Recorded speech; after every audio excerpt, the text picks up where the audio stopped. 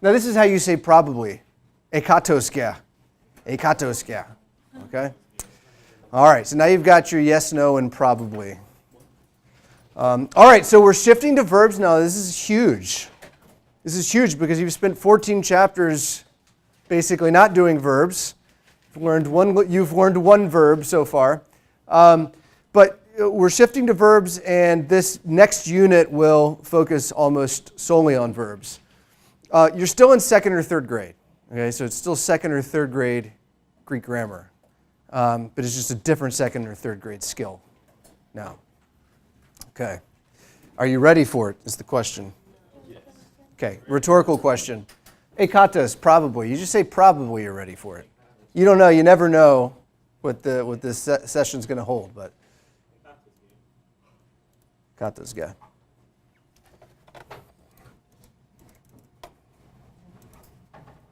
Not sure what just happened.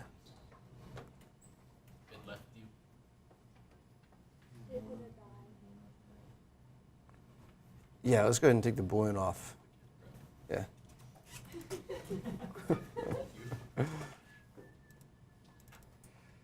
It was just there and it disappeared. Does anybody know why? Oh, no. I think did your session time out? Get you off? No. It's a sign. What was your question? That we shouldn't do verbs today. It just suddenly. Just call it Professor Brookins. What was your question?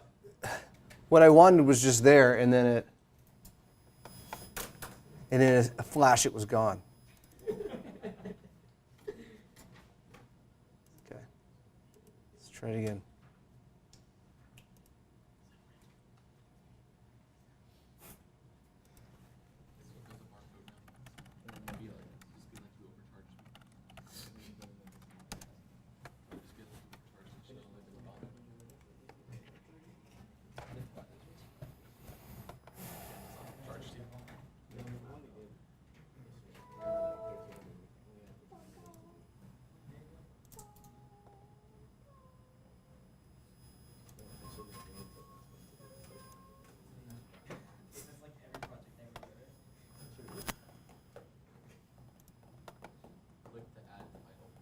You should name that slide Mark.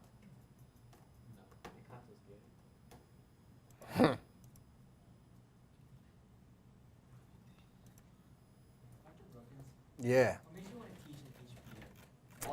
I picked, of all the universities, I picked HBU. I said, guys, here I am. Here I am, pay me. Madison I said don't you know. were. Oh, he did? And that Marshall took one of your other classes. Yeah, but I still have too many. You should still teach this class. Samantha said she only signed up for 30. Oh, because she was looking at it. She said she was signed up for 30. Really? Well, I'm in charge of the schedule, Your so. lies are falling apart. My lies. What was your reasoning for why HBU? Why HBU? Well, here's how it works, y'all. There's only so many full-time teaching jobs in your area in the country, right? It's not like there are 1,000 positions in every city teaching New Testament at a college. So when job openings come up, you apply for them. And I think most of the time there are probably a dozen or so jobs that come open in your specialization in a year. But this was the only job I applied for. It was an opening and what I wanted to do, so I applied for it. But it was the only one that I ever looked at. It's just the one that came up.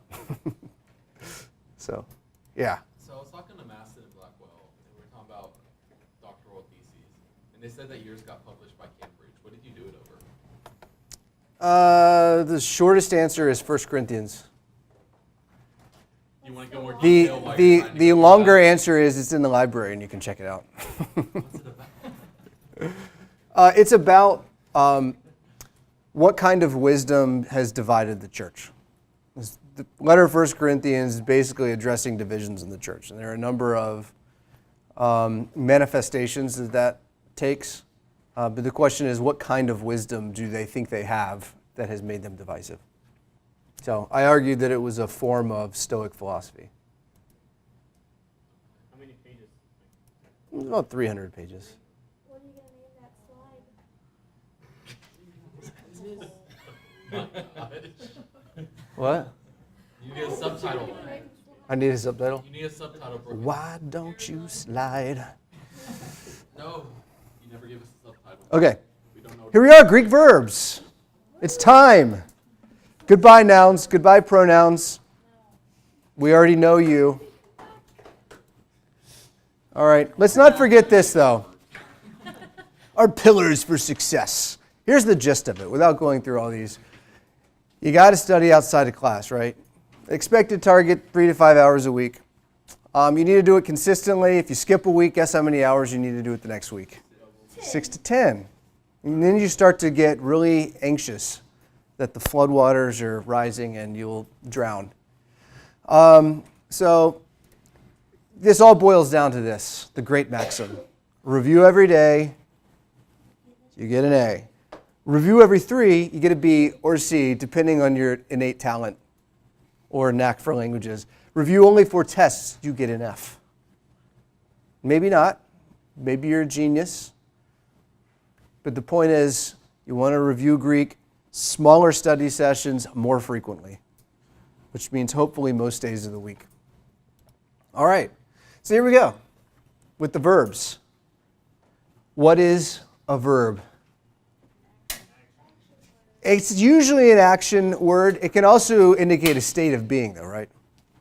It's something that the subject does or a state that the subject rests in. So I can say, I listen in class. Listen is an action verb, right? But I can say, I am a student. Am is not an action word, it's a state of being, but it is still a verb, right? What we call a stative verb, or the verb to be. Okay? Now there are a number of different components to verbs in Greek as in English. We want to make sure that you've got all the terminology. What is person?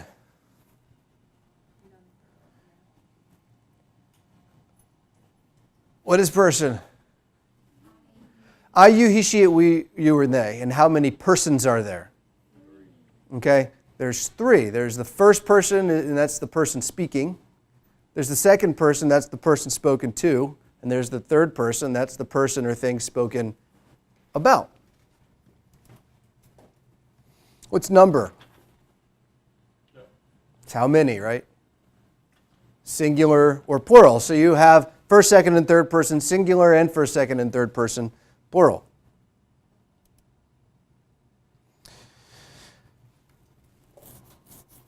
Verb, person, and number have to be in agreement. They have to be in agreement. So what we mean, and Mounts uses this example, Bill say to the class, there are no tests. Bill say to the class, there are no tests. What's the problem in that sentence? Yes, you don't have agreement between the number of the subject and the verb itself. We don't say, Bill say. Bill is third person, and with a third person, we need says, right? And that's what we mean by agreement. And the same with there are no tests. It's not are no test, right? Is no test. Because you have singular test, so we need is. That's called agreement. Time.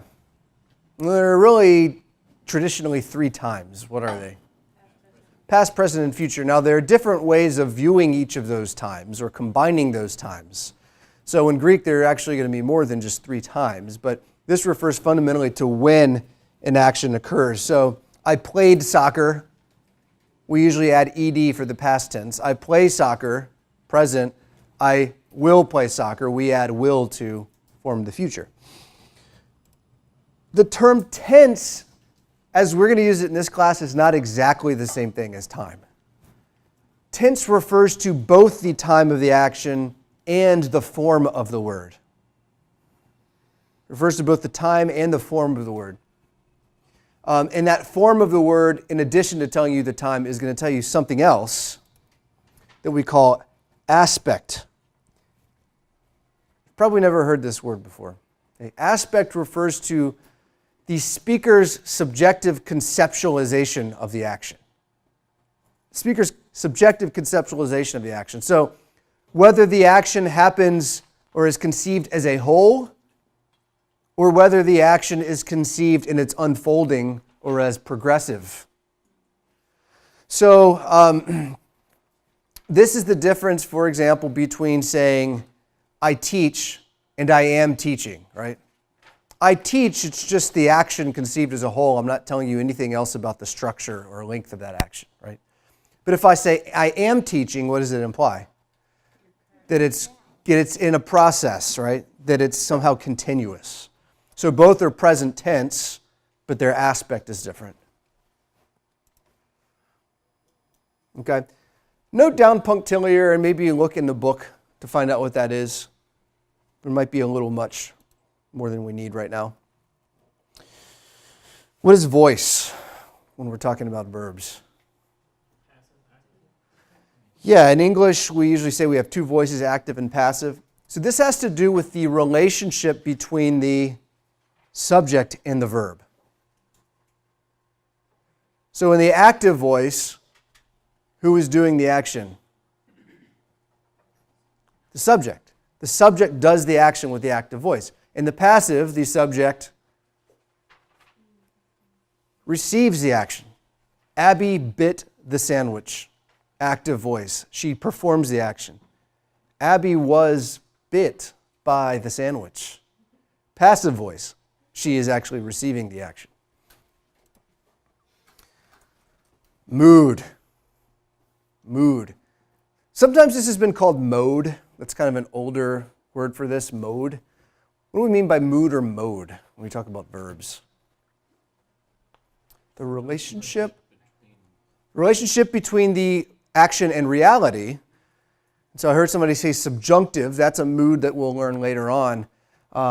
So you can have a mood of fact, I teach, or you can have something in the subjunctive, which is the mood of possibility, I might teach. Right? So we're going to have a number of different moods that we have to learn for Greek verbs. Okay, let's stop there for a second. Questions on any of those?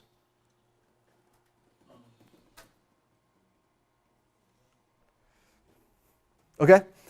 All right, so you've really learned how to conjugate one verb. So when we talked about nouns and pronouns, we talked about declensions, stem plus case endings. When we talk about verbs, we talk about conjugations. The concept is similar. You're going to have a stem and then you're going to have some kind of endings added onto it. So you've learned the conjugation of only one verb so far, the present active indicative of emi, right? Emi, e, estin, espen, este, esin. That's an irregular verb. Most verbs that you're going to learn have very regular building blocks that you use to construct the tenses and to indicate the person who's doing the action. So when we talk about the stem, we're talking about the most basic form of the word that carries its lexical meaning. And to that, you're going to have added what's called a connecting vowel that separates the stem and what we call the personal ending. And what do you think a personal ending is going to indicate? The person that is doing the action. So this is where Greek is going to be different from English. English, we like to use a separate word for our subject and verb, I teach. In Greek, the subject itself can be embedded in the ending of the verb, will indicate the subject.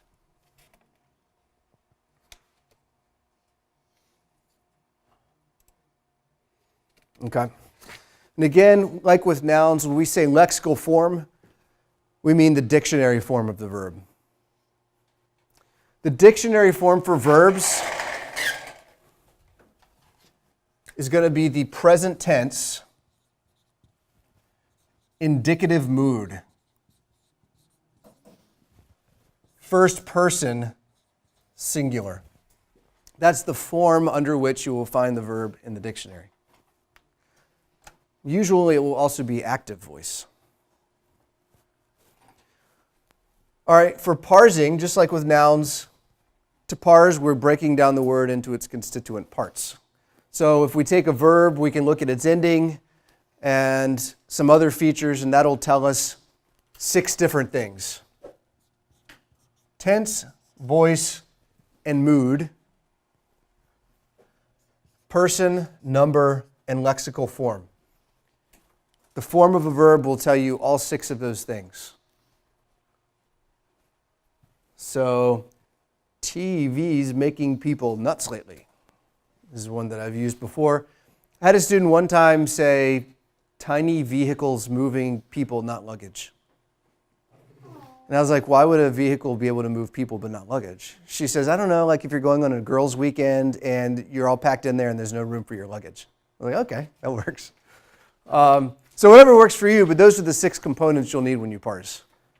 And now you know what all 6 of those things mean. Did you say those again? Tense, voice, mood, person, number, lexical form. Mm-hmm.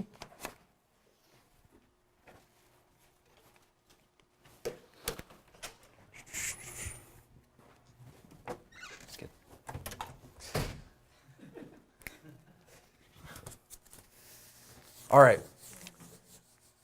So as with English nouns, you're going to have agreement between the subject and the verb.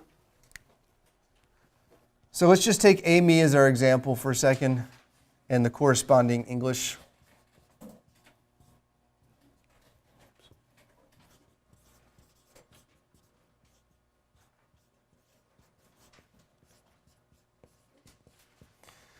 Okay, Amy means it's first person, so it's I am. A, second person is you. You am. You is. You are, right? Again, that's what we mean by agreement. The subject and the verb form. It can't just be any verb form. There's a certain verb form that agrees with it. Okay, he, she, or it is for the third person.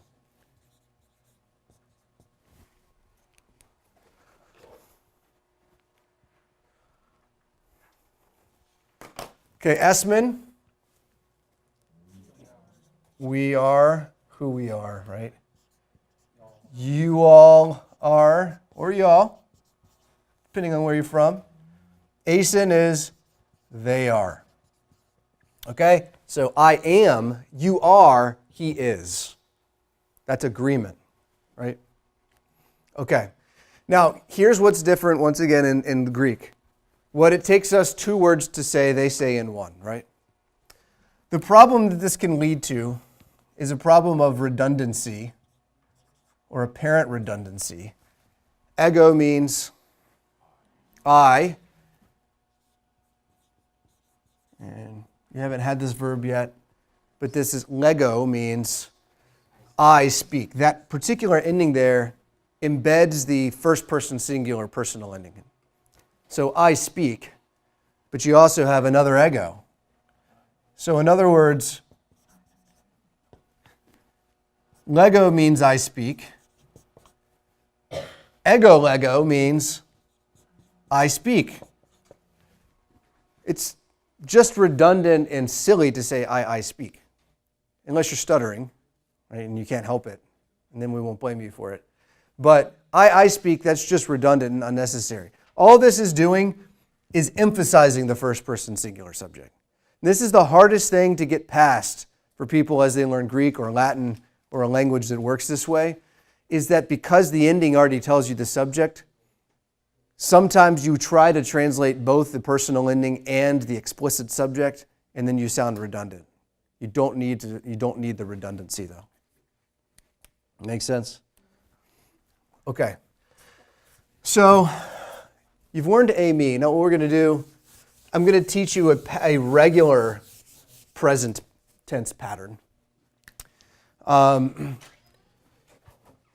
You would have a stem like leg, and then you're going to have these personal endings,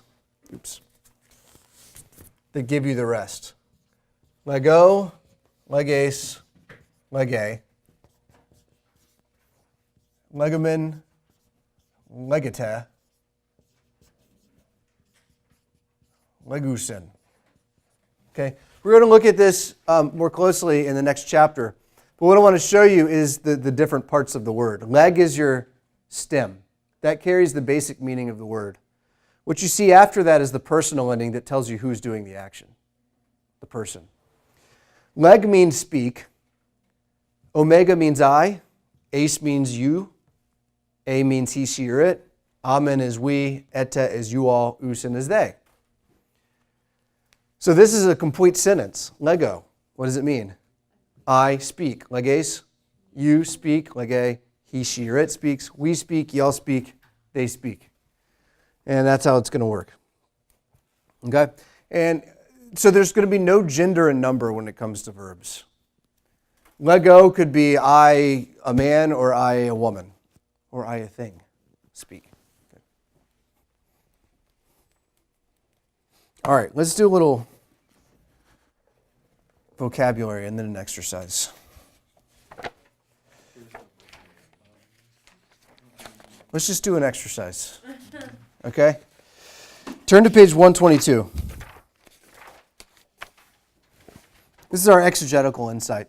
Read these occasionally. They're here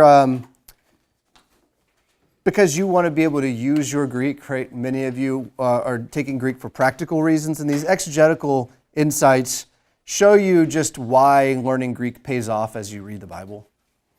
But let's look at the exegetical insight, and I want you to find 5 features for the first, say, 5 verbs. Okay? What I want us to look for are person, number, time, voice, and aspect. So obviously the first thing we need to do is be able to recognize a verb. Okay? First sentence. In some translations of Matthew 18:18, it sounds like Jesus promised his disciples that whatever they bound on earth would be bound in heaven. Okay, let's stop there. Where's our first verb? Sounds. Which could be a noun, but in this case it's a verb. It sounds. Okay? What's our person? It's third person. Why?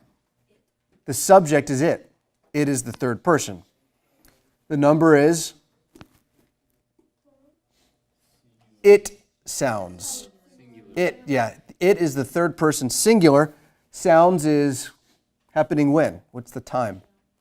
It's happening now, so it's the present tense.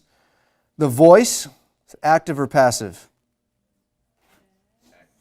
Yeah, this is a tough one because this is really an intransitive verb, which means it doesn't take an object. Verbs that don't take an object, sometimes it's hard to say if they're active or not. In Greek, there's actually something called the middle voice that stands somewhere between the active and passive. And this is the kind of verb that in Greek you might find it in the middle voice. But let's just call it active for now because it's definitely not passive, right? It's not really passive. Okay. And what's the aspect?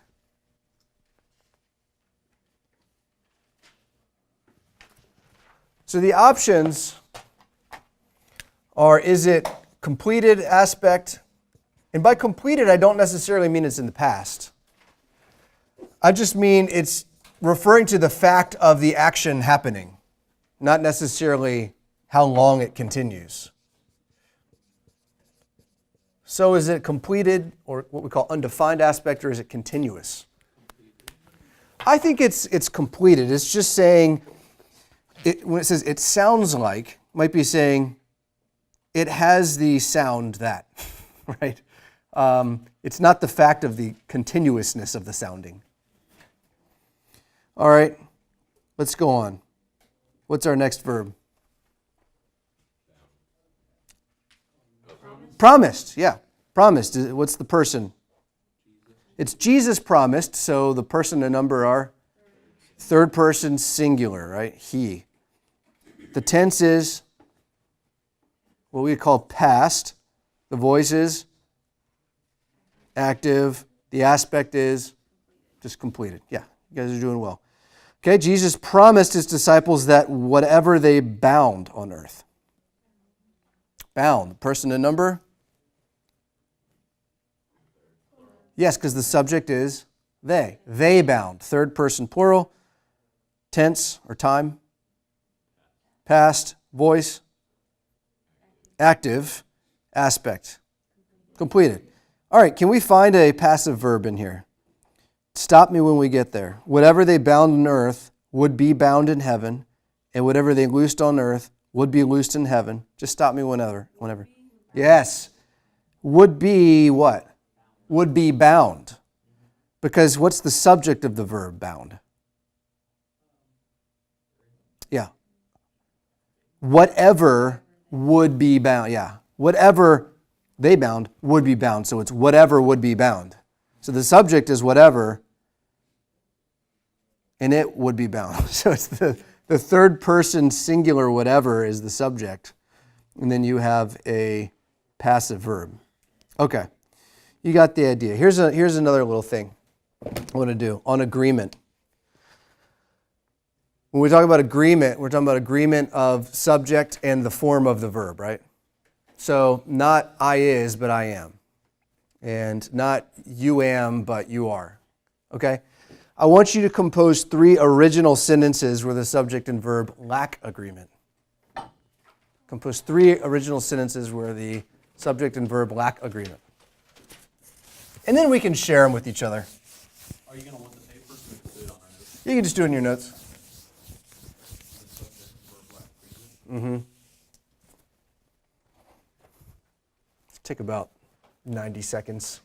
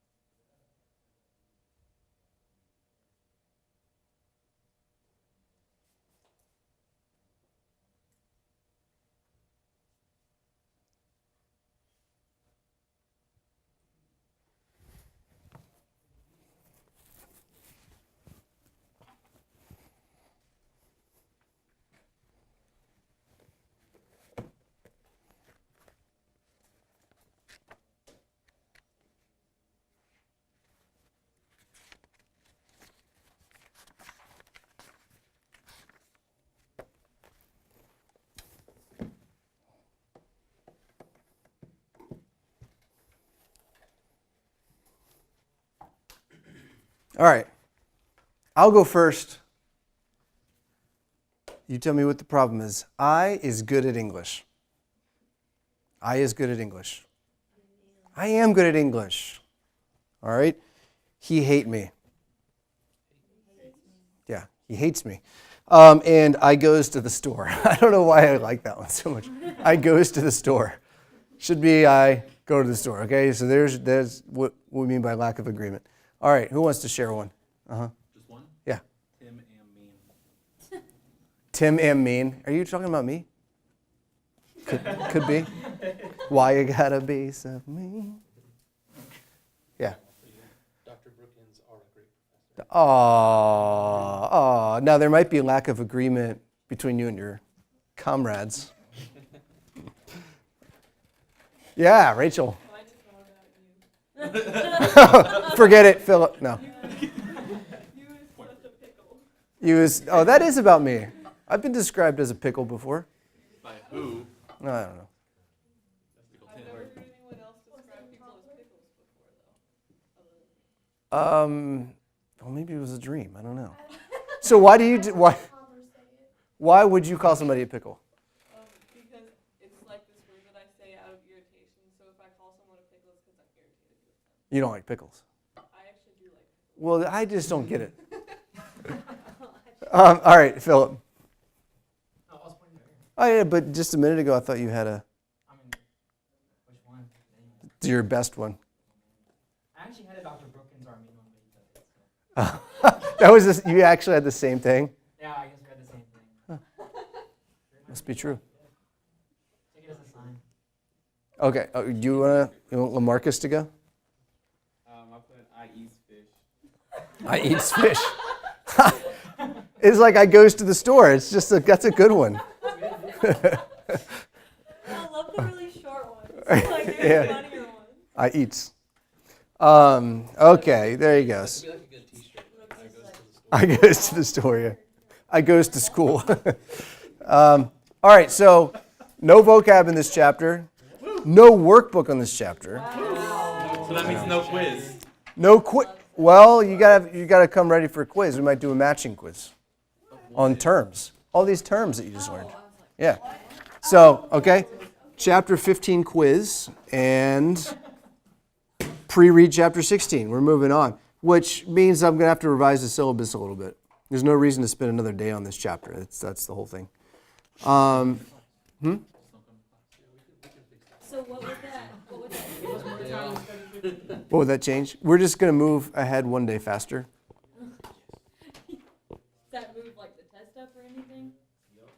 It will probably move the test up a little bit. But here's the thing. You don't want to spend a whole year just learning grammar. I mean, you're going to be learning grammar all year, but you want to get most of it out of the way earlier to get to the good stuff earlier, right? What's the good stuff? The good stuff is we're going to get a Greek Bible and we're going to just translate it. Students don't seem very happy. They are supremely happy. They are. They is. Yes. See, you get it. You get lack of agreement. All right. We're done. Pre-read chapter 16. Review. Don't forget to keep up with your study logs. It's been a while since I've reminded you. But yeah, try not to make up stuff for weeks past. Maybe last week if you feel like you really remember what you did. But if you didn't do it, you just unfortunately didn't do it for this week. So.